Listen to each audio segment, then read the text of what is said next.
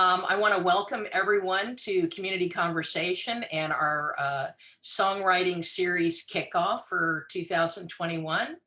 And we're here with singer, songwriter, writer, musician, Nathan Brown. And we're really excited to have you, Nathan.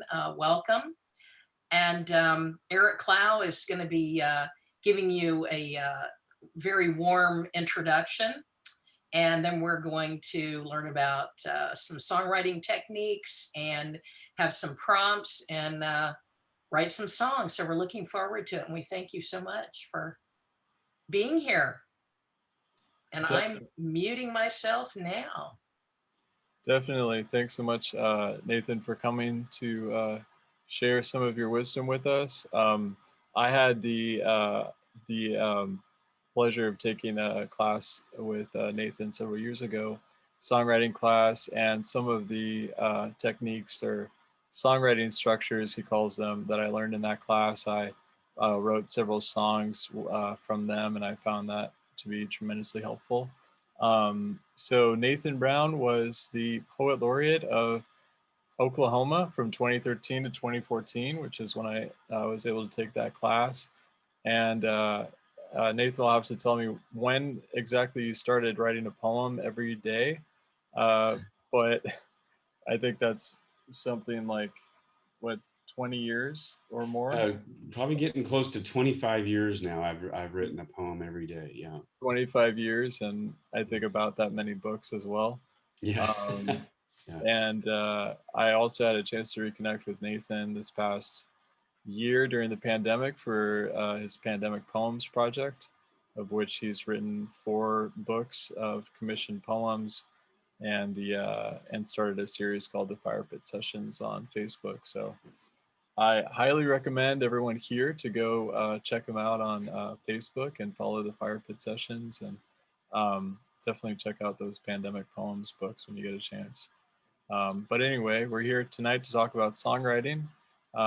So I'm going to pass it over to Nathan, and thanks again for being here. Yeah, thanks for having me, Eric. I appreciate it so much, and it's always good to be hanging out with you. And I don't. Is Nicole still there? So Yeah. I just wanted her to, Nicole, I wanted you to know that AOC poem of yours that I wrote for you is still one of my favorites. And so I appreciate both of you. I appreciated you being a part of that project. And so, so the thing about, hey, there she is. All right.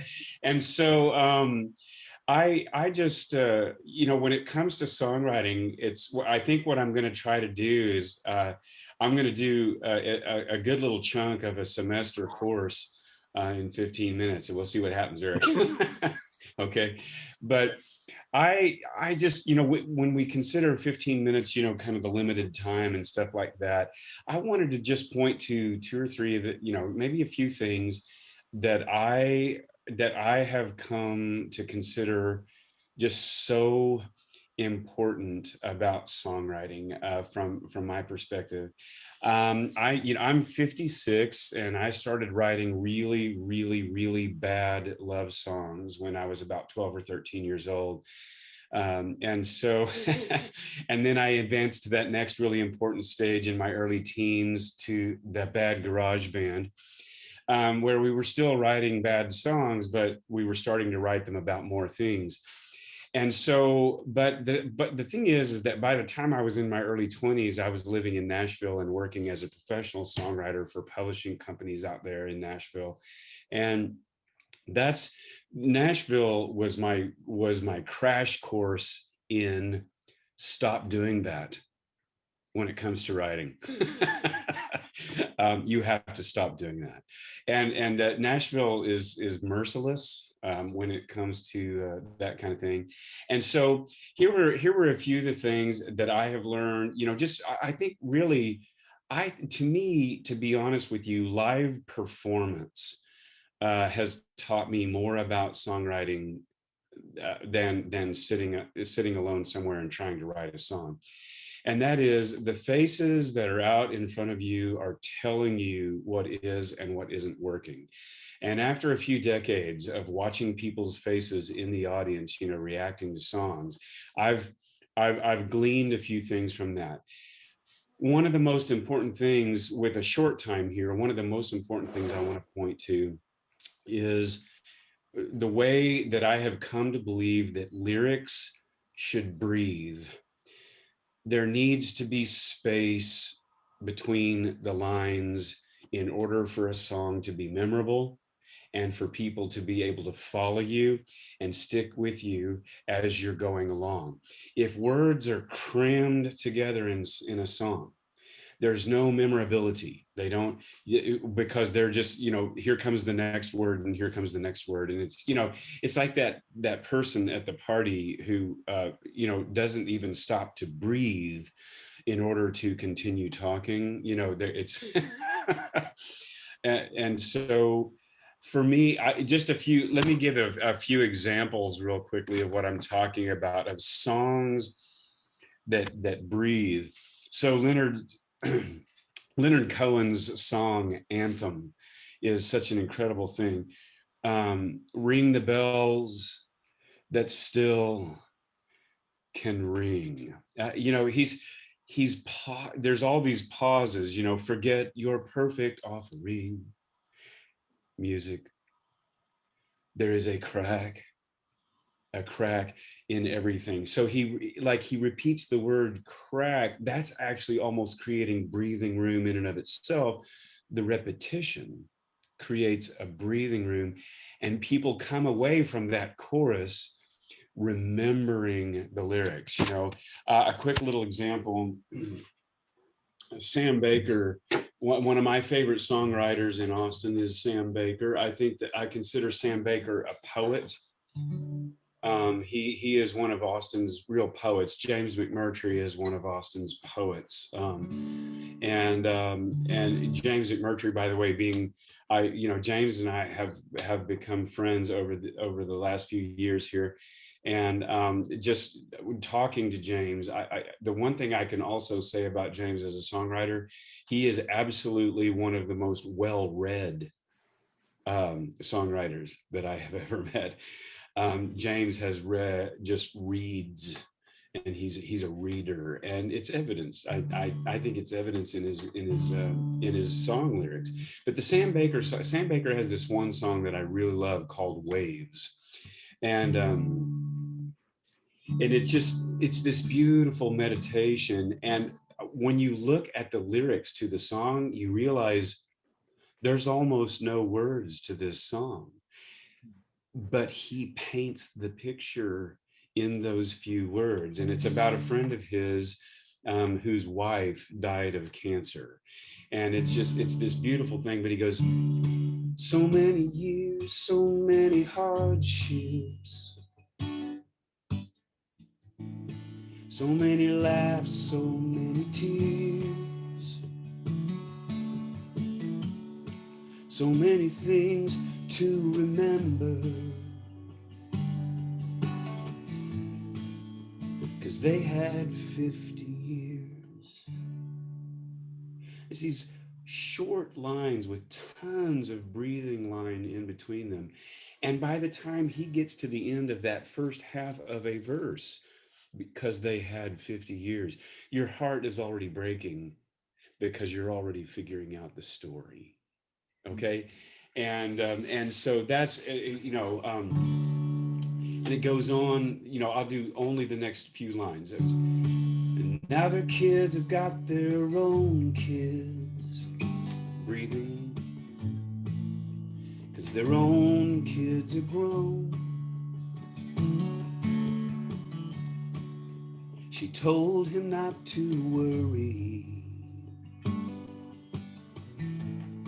said he'd be fine when she was gone. And then it goes into the chorus. Oh, I mean, when your line that ends your first verse is, she said he'd be fine when she was gone. You're just heartbreak, everything. And he's really used so few words to do that. But did you notice the amount of musical space between the lines? And that's the thing that really killed. And Sam Baker's the king of that. Tom Petty was the king of that. He had, what was it? He had that song. He has that one song. You were just a face in the crowd, you know, and then he just plays chords forever, and then he just repeats the line. You were just a face in the crowd. And you, even though it's few words, you love this song. Tom Petty was the king of singing 3 words and then taking about a 10 to 15-second break before he sang the next line. And he would do that all over the place. Other examples I can give of this, by the way, is Sting's song Fragile is another song that just has huge breathing room. It is a poem, by the way. Sting's song, that is a poem that was set to music that he wrote. Jimmy LaFave's recording of the Gretchen Peters song, Revival, just has tons of breathing room in it. Randy Newman was such the king of this also. And so that thing of just a few words and then let it breathe. And I mentioned, by the way, that, you know, when I talk about songwriting, and I mentioned it earlier about James McMurtry being a reader, that he's an avid reader. Well, Sting was an English teacher before he joined the Police. And so, you know, Sting is an extraordinarily well-read person with a really strong background in poetry. And he comes to the table with a background in classic poetry. And so that brings me to the one thing I just say about, I think probably the biggest influence in my life when it comes to songwriting were the years that I spent in creative writing and in the English department studying poetry and reading poetry, and not necessarily rhyming poetry, you know, free verse, whatever it is. It's the masters of the language, when we read them. And by the way, I'm in the habit of reading great poetry out loud because I feel like it trains my voice in the flow and use of great words. So, you know, I just kept read. And poetry is a powerful form of teaching how to write great song lyrics, just as far as I'm concerned. So there's another aspect when I said songs that breathe. There's another form of songwriting that uses repetition of lines as a form of creating space for the listener to be able to remember your song. So that awesome, let's see, I think that is this was this, yeah, this is the one that's tuned right.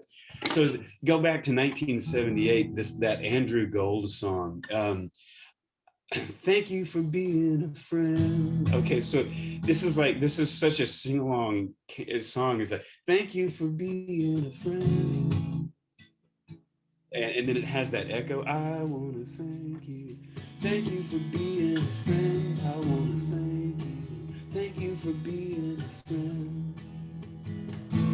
There's nothing wrong with repeating a great line and letting that soak in. Give the listener a chance to sing along. And when it comes to memorability and popularity with music, there is nothing like a song that just simply invites the person to start singing with you.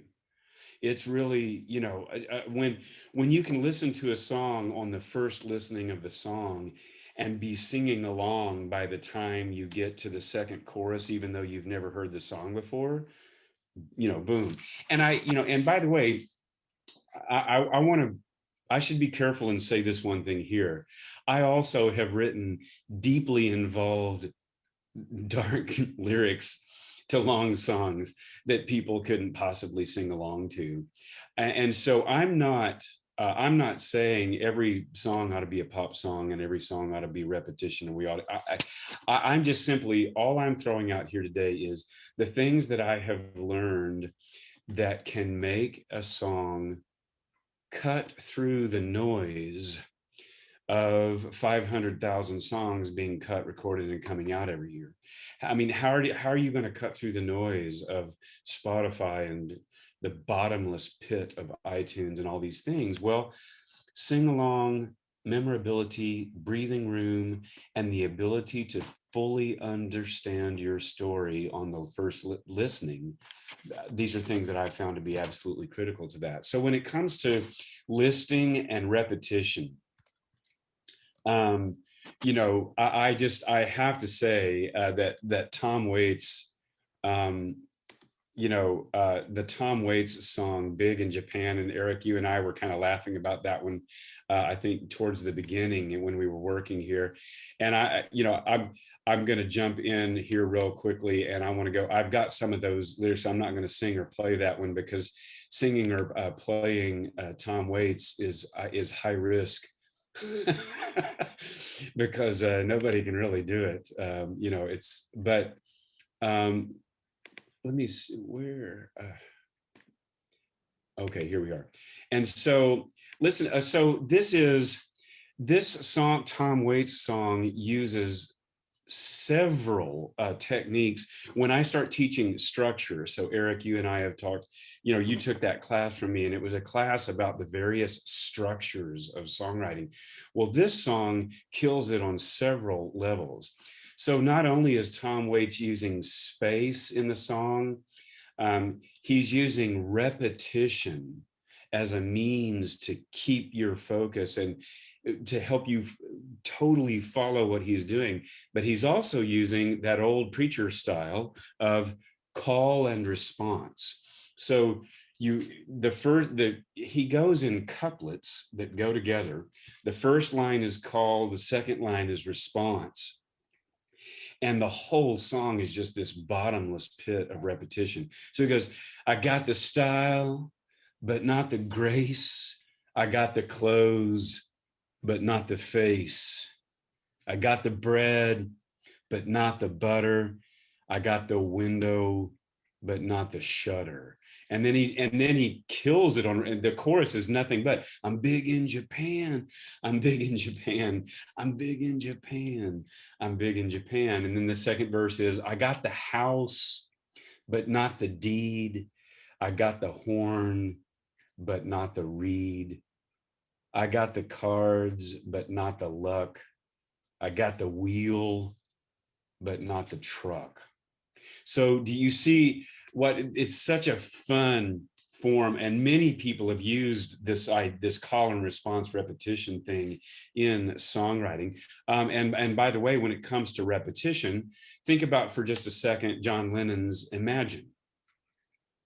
That's a song that draws us in because he just nails that refrain of the word imagine over and over and over. Imagine there's no country, you know, imagine that, and by the end of the song, you're imagine, the word imagine is now just a part of our vocabulary, and we, you know, and that's a song, by the way, that uses the art of repetition and refrain really beautifully.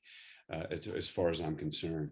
And so I want to make sure, I'm trying to keep an eye on the time here, and we're kind of closing in on the 15 minutes. And so one other thing just that I'll kind of toss out there, see if I can get my let's back up. Here it is. Okay. And that is when, you know, one other quick thing I want to mention is another thing that works so great for structure is being chronological, following a chronology. In other words, honoring passage of time in a song lyric.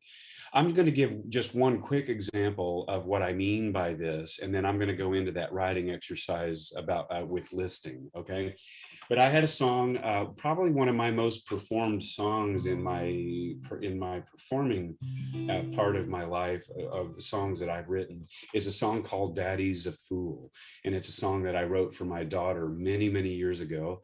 And it's the song that kind of lives with me in almost every concert. And the idea behind this song was, you know, the chorus is you know, what we kind of come down to. But what the verses of this song do are this, and I'm going to do a very quick version of it. The first half of the first verse is, baby, if it's okay with you, I'd like to walk you to that first day of school. May take a little getting used to, but when it comes to you, daddy is a fool. And that's the first half of the second verse, of the first verse. And then the very thing I follow that up with is, baby, if it's okay with you, I'd like to be there when you leave for that first date. To see them, you know, and so I walk her to school. Now we're years later. The second half of that verse is, I'd like to, you know, be there when you leave for that first date, you know, so I can be there with the shotgun, you know, to threaten the boy. But, you know, I mean, how many guys have had that experience where dad met you at the door with a gun? Well, I had that one. But anyway, so the next verse says, baby, if it's okay with you, I'd like to be the one to give you away. So now we're at the wedding, okay?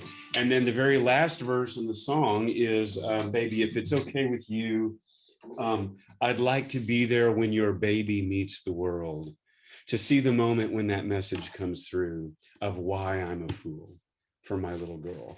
So I went from walking her to school to first date to wedding to the birth of her baby. And it's just, when that song, by the way, was a song that wrote itself because I had my chronology all mapped out, and all I had to do was fill in the blanks and write the verses to the chronology, and that was about it. So what I want to do for the quick songwriting exercise, because it is one of my favorite forms and it's just so fun, is I want to ask folks to give your best shot to do your version of the Big in Japan lyric. I got okay, so what this is a fill in the blank form of lyric writing. And there's a lot of ways to do this, but I do love Tom Waits, you know, format that he's got going there. I've got the but not the you know, and what's that song? Robert Love by the lights are on, but you're not home. Who did that? That wasn't Robert Palmer. who was it? Robert Palmer. Robert Palmer. Robert Palmer. And it's that kind of rhythm. That's the rhythm. That's the rhythm that you have going here. I've got the but not the okay, and it's a fill in the blank thing. And what I would love is, I would just love, and so your pairs rhyme, you know, you know, I've got the what was his is, you know, I've got the clothes, you know, but not the face. I've got the you know, but that ace. Okay, so in other, I've got the and got the and then it's in couplets, and the last, and you know, the last two words of each couplet rhyme. Okay, so I have him right here. So here's a quick example. I've got the house, but not the deed. I've got the horn, but not the reed. I've got the cards, but not the luck. I've got the wheel, but not the truck. And of course, when it comes to Tom Waits, it's not I've got, it's I got. I got the horn. I got the truck, you know. So why don't we see how many of those fun couplets we can come up with our own version of the Tom Waits song. And by the way, I use modeling. We can call it stealing. You know, modeling after your, you know, favorite writers. There's just absolutely nothing wrong with. It's a great way to learn how to songwrite, to write in those forms of your heroes and kind of follow their guide on that. So is that all right, Eric? Would that be a good one for us to just give that a try? I think that sounds good. Maybe we could give people an alternative in case that for whatever reason doesn't work. So maybe like they could do the chronology or Yeah. Yeah. By the way, whatever it was that hit you, if it's the Tom Petty thing of 3 words, then breathe, 3 words, then breathe. You know, in other words, can you write 3-word lines? Tom Petty and Sam Baker are masters of that, the 3-word line. Or it can be the Tom Waits call and response. Or if you can whip out something that deals with a chronology, you know, that any one of those, whichever one spoke to you, that would be absolutely great. I would love to see what you come up with. So tell me how this particular time slot here works, Eric. I'd say maybe 10 minutes or until folks feel like they're finished. So yeah, why don't we just, whichever one appealed to you, chronology or listing, repetition, or whatever, let's see what we can come up with in the way of a verse or a verse or two, and see what happens there. Y'all look ready. You're all playing guitar and everything. You wrote a melody and a chord progression too? Oh yeah. So We're all here. Is everyone ready to start up again? Leaf says thumbs up. Hey, all right, I'm back. I'm ready. All right. I'm not playing guitar or singing it because, like, I have wrote words, but I don't have all the chords yet. yeah. Actually, my guitar's a little out of tune, so you don't want to hear it right now. That's it. There we go. I got the words, but not the chords. Yeah, right. There you go. All right. I got the guitar, but not the tuner. Yeah. Yeah, I got the guitar, but not the tune.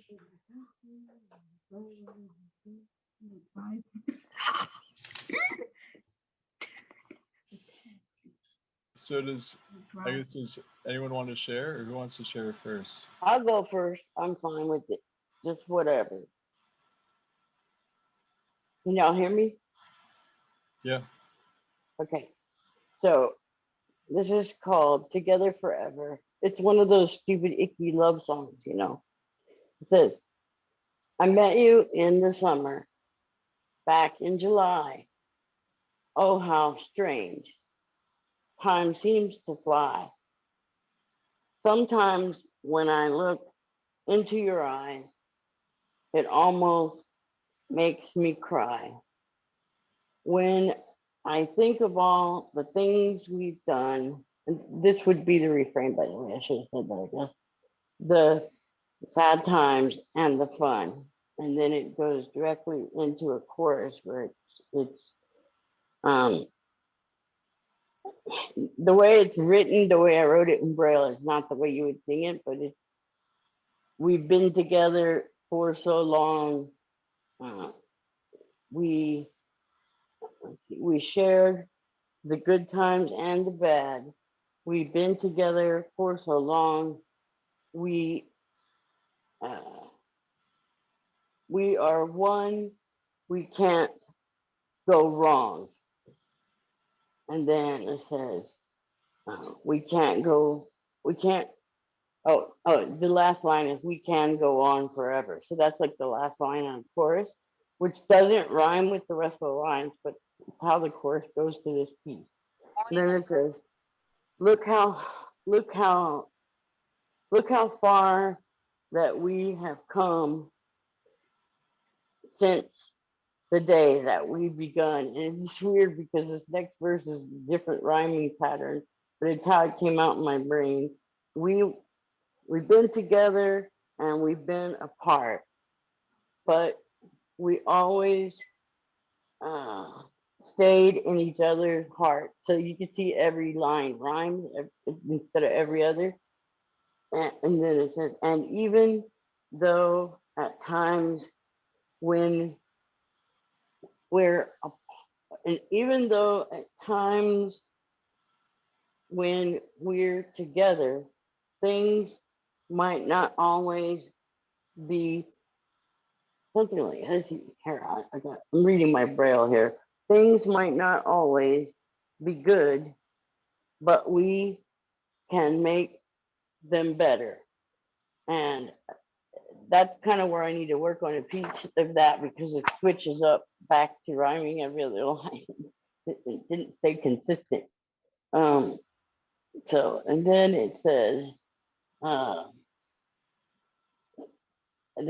well, in my mind, there's an interlude, which I can hear, but I cannot hum to you. I would need my guitar to be in tune so I can show it to you.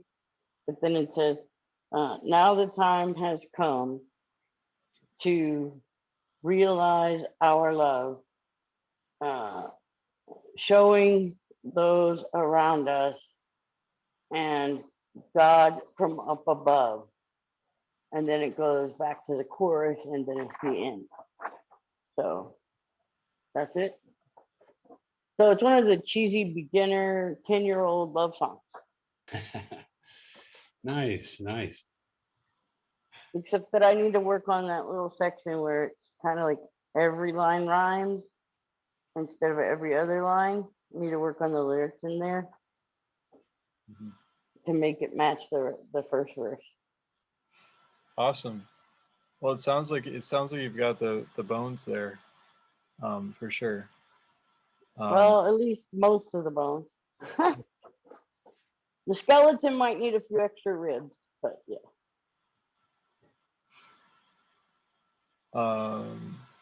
Leaf, do you want to share yours? Yeah, sure. This is my first time. I usually write free verse poetry, but I'm interested. I really want to write a song, so this is my first attempt at it. But That's the way I am too, Leaf. That's why it was hard. awesome. I thought yours was great, Janine. Oh, All right, thanks. let me take a stab at it. It's called Boutiques and Libraries. Okay, it goes. Boutiques and libraries, raindrops and umbrellas, ladies and veterans on their way home, on their way home. Home is a highway that leads to a motel. Home is in a country club on the other side of town. It started raining, on their way home, on their way home. Nice. Nice on the so that repetition / refrain thing of on your way home, on your way home. So yeah, that's fun. I love that. Got a little country twang on your voice there. Thanks. That was fun. Alicia, you want to talk about what we came up with? Oh yeah. Okay. Okay. Are you ready? Sure. Do you want me to talk about what we did, or Oh, I can start start. My my dad is gonna drop me off on the 30th by the car. The car is like the Camp Summit taxi Tahoe, but there will be no transportation the first camp, but there will be transportation the second camp. And my dad's Tahoe is gonna be like the Camp Summit van, like the Camp Summit Tahoe. And then my dad's Tahoe is gonna be like the taxi. My dad's Tahoe is going to be dropping me off Sunday, picking me up Friday for the first camp instead of the airplane, which I usually fly. And I will go in the airplane the second camp for 5 days. The second camp is 5 days. The first camp is 5 days. But there will be no transportation the first camp, so I will let my dad drive. The Tahoe is like the Camp Summit van. So my dad will be driving to the campsite, but my dad will be stopping for lunch on the way to the campsite in the Tahoe. Hey, thanks, Alicia. I think that was all purely improvised, actually. I liked that you repeated the idea of your dad's Tahoe will be the Camp Summit van. Yes, yes. But But we will it? Yeah.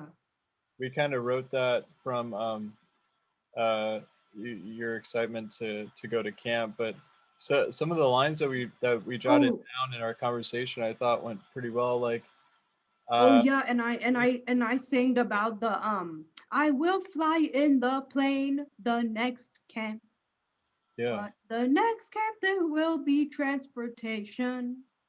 And I just sang the second verse is there will be no transportation the first camp, so me and my dad are gonna drive in this Tahoe is like the Camp Summit van. awesome.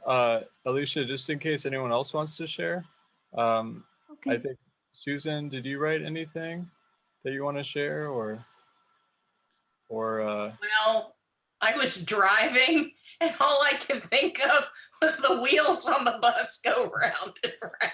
Oh, And you know why? Because where I was oh, driving to pick up Castle, my daughter, is the same road that we drove on to take her to her preschool.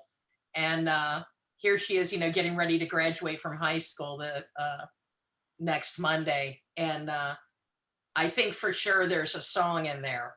And I think my brain was kind of working on, like going back to, oh, the wheels on the bus. And I'm thinking, I got wheels, I got gas, but, I've got Zoom, but, and so it was kind of going around there, but I couldn't write it down because I had to watch out for running off the road. But anyway, so I didn't write anything, but you know what?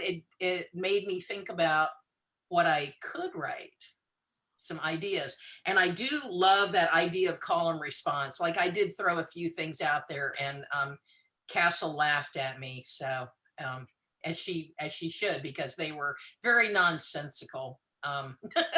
Anyway. nice. Actually, Nicole had something that she wanted to share real quick. Oh, good. Go, Nicole. On my screen here. Oh, okay. I just did I don't know what that one was called, but I've got the rhino, but not the saurus. I've got the jar, but not the specimen. I've got the cuticle, but not the clippers. I've got the teeth, but not the will. I've got the anger, but not the thrill. And that was it. Oh, I like it. The rhino, but not the saurus. That's good. I'm telling you, yeah, that first one, Nicole, wow, that was. Well, Oh yeah. By the way, I can imagine like a whole lyric where you do that kind of thing right there, where you chop the words in half. Mm-hmm. You find 4-syllable words and chop them in half and find out and see what happens. That would be great. I'll try Oh to yeah, that would be awesome, really. Mm-hmm. I also wrote a really short one if I could share it, if that's okay. It would be a kid song, and I don't have the music in my head yet for this at all. So it follows the rhyming pattern though that Nathan, when you were talking about, Uh-huh. but I don't have the music in my head yet Mm-hmm. for it. But if you want me to share it, I can. Yeah. It would definitely be a kid song. It says, long rectangle, green and smooth, straight, curvy, crooked, and crossed. Your shapes appear to move from the screeching dust, spun and tossed. These swirls of knowledge take their form. Letters, symbols, pictures too. designed to enlighten the children of the world. And then that's what I have. It's very short so far. That's Nice. all it is. Nice. Yeah, very nice. Well But it done. would be a kid song, and Yeah. it would have to pick up instead of being read more like poetry, you know. Hmm. Right. Yeah. Maybe you could do Great. like a hip hop beat to it, you know. I should work on that with my Casio, maybe for next time. Does anyone have any questions for Nathan before we wrap up? Nathan, how do we, what's the next, what should we do next? Yeah. Oh man, well, I mean, I'm 3 or 4 decades into a career, and I ask that question at the beginning of every week. So it's it's a never-ending thing.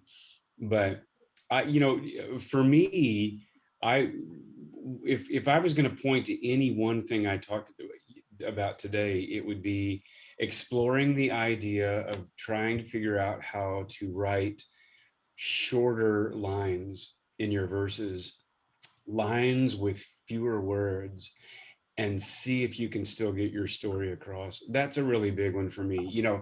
A strange technique that I use very often in songwriting now. I had a conversation a few years back with Mac McAnally, who is Jimmy Buffett's lead guitar player in the Coral Reefers. He's kind of the head of the Coral Reefers, and he's a recording engineer. And he told me that he does not write his songs down, the words, while he's writing the song. He just sits I don't there either. and sings it over and over, and whatever sticks. And if he forgets something, then he should have forgotten it. And I started experimenting with this, and I've written quite a few songs now where I didn't write it down as I went. It had to be good enough to stick.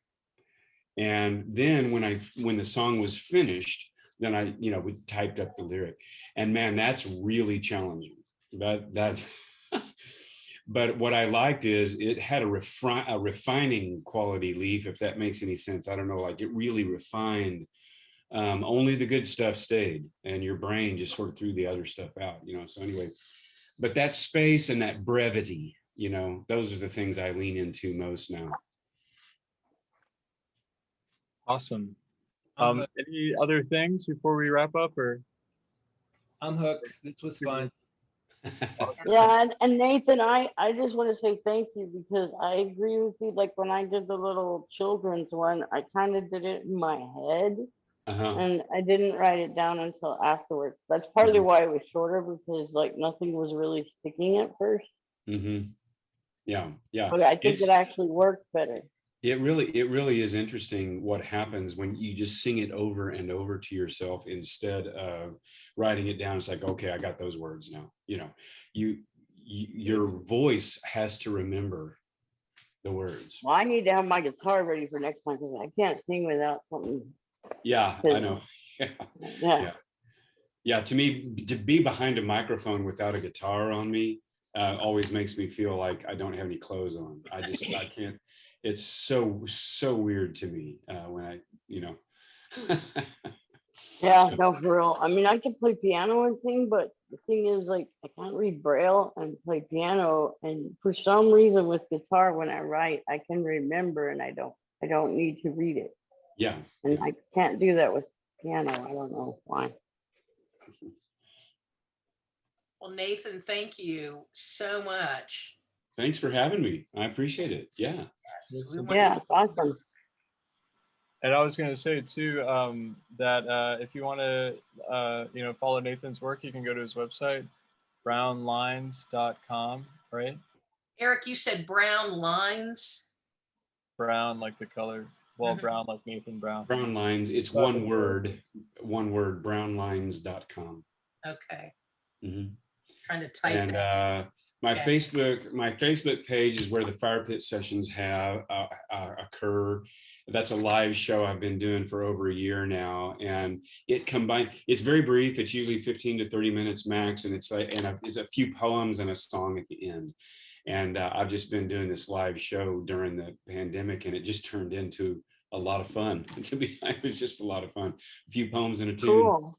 And we can find that on if you find me on Facebook, and on Nathan Facebook. Brown, it's my personal page.